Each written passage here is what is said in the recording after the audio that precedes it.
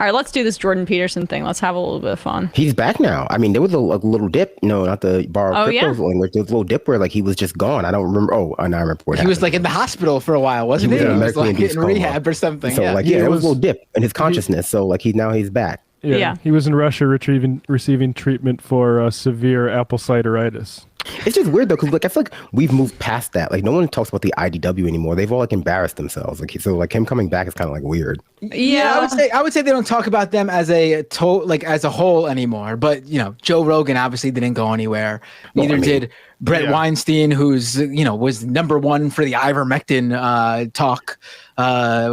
Which was ridiculous. And then, obviously Jordan Peterson is a main attraction in right-wing media. Yeah. So as a whole, IDW probably you're right on that, but like each one of them is still going strong. Well, Trump and particularly the way Sam Harris reacted to Trump, I think, because basically coming out against splintered, and Harris was a key figure of the IDW, but now it's just the crypto reactionary grifter gang. So Jordan Peterson, he's still around doing these tours. Here he is speaking at Franciscan University in Ohio. Franciscan, sorry, I should say. Not Fransian. Yeah. Boxed wine. Yeah, right. Franciscan University, and I've been thinking about the individual. Wine is the blood of Christ, even in a box.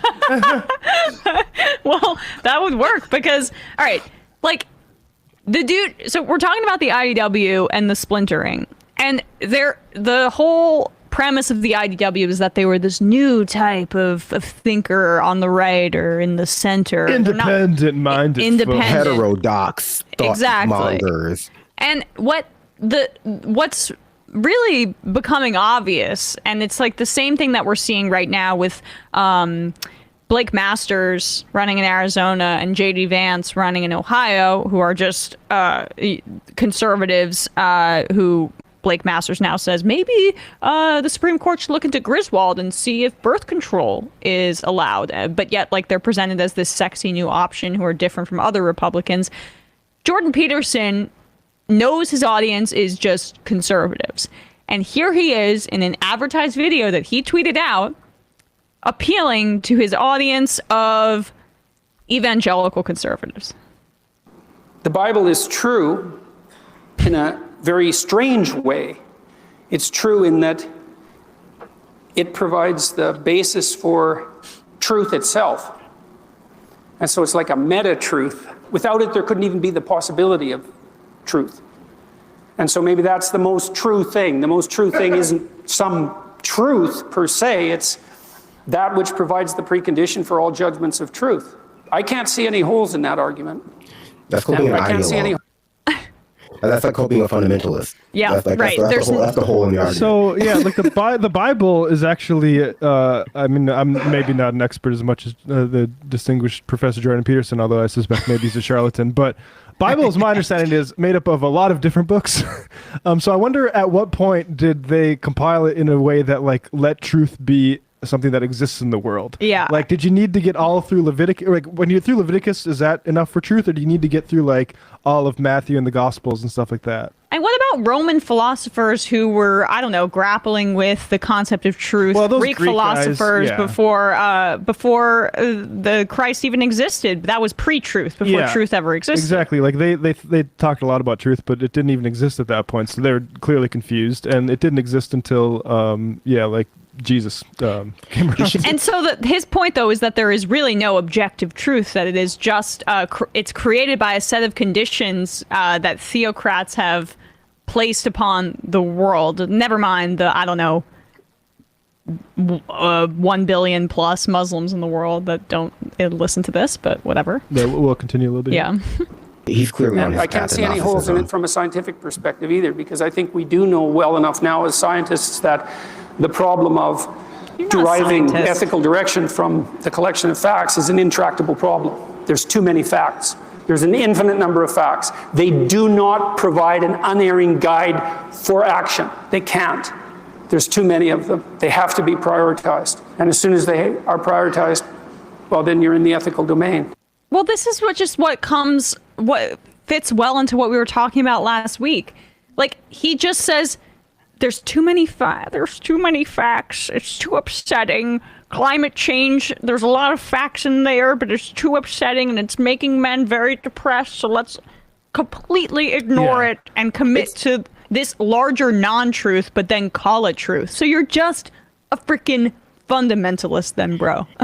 It's funny how you can be like a doctorate or have like a doctorate in one thing, but then to like revert to like a intro level philosophy student who has not done the reading when it comes to like other things, and people will just still take you seriously because it's just like he's just grappling with this, you know, I hate to say like postmodern or post-structural thought in some ways, you know, at the level of like, yeah, but people write about this all the time. People have written about this. You can read about like what people say about like the construction of truth and, you know, all that, you know, jazz, but you never would. Just like he didn't read the capitalist, the ones are capitalist. He didn't read any Marx before he debated Zizek. He just decided to go there and be like, well, I've thought about it really hard, and that's all it really takes for someone of my immense brain power to figure out what is essentially like a canon of literature that he hasn't read.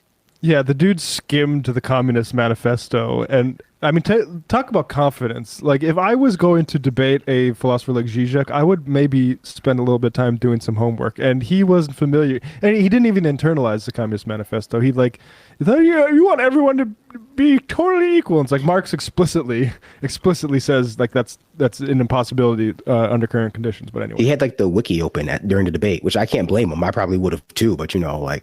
Maybe more than that. Maybe they would have done more than that. Maybe write some notes. Take some, you know, direct notes.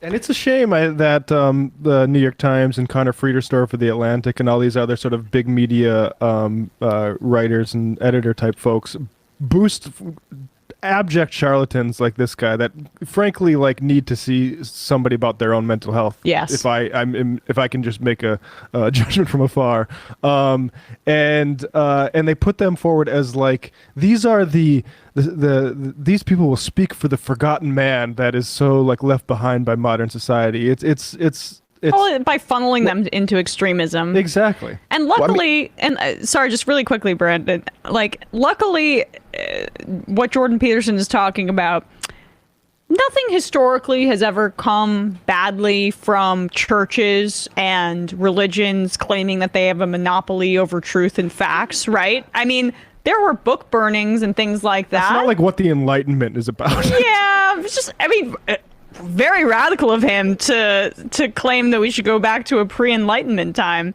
But go on, Brandon. I apologize. No, I was just going to say, like, you know, a lot of punditry, especially like modern, like critical punditry, or like, as you know, stuff like appears in The Atlantic, just like to like, you know, ape the, you know, or rather appeal to the specter of like academic rigor. And so it's very helpful for people like that who are not really putting any like real research into what they're writing, who are, you know, a lot of times doing what Jordan Peterson does, which is like thinking about something really hard and then like working backwards kind of to try to find facts to like support their, you know, prejudice, to like have a Jordan Peterson type figure who just has a straight up PhD who they can reference and like, oh yeah, that's good enough.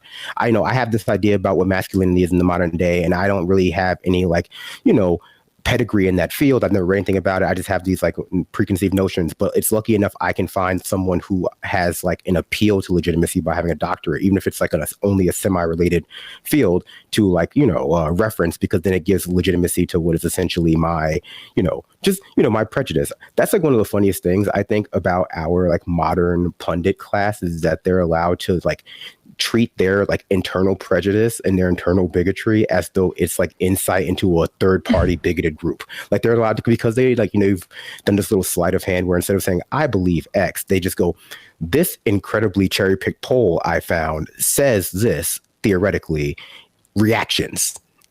And when they don't get like positive reactions, because people can see through that like childish argumentation, like they just get like mad and pretend like people are misunderstanding them.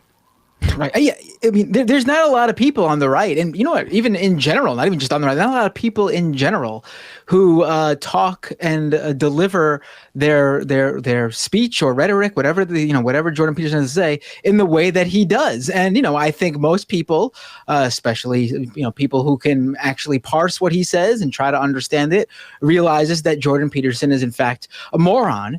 But on the right, though, they hear him and they go, "Oh, we don't quite understand," but he sounds like he's saying something smart. That's our intellectual. Yep. No, definitely. Like, Jordan Peterson has read one book, and a lot of pundits haven't even read that. And so, like, in a world of people who haven't read one book, the man who's read one book, even if it's unrelated, is king. Right. 100%. All right, let's do one more final clip, and I know Brandon, you might have to dip, so I wanted to get to this before you head out. I heard it's Pragerlicious.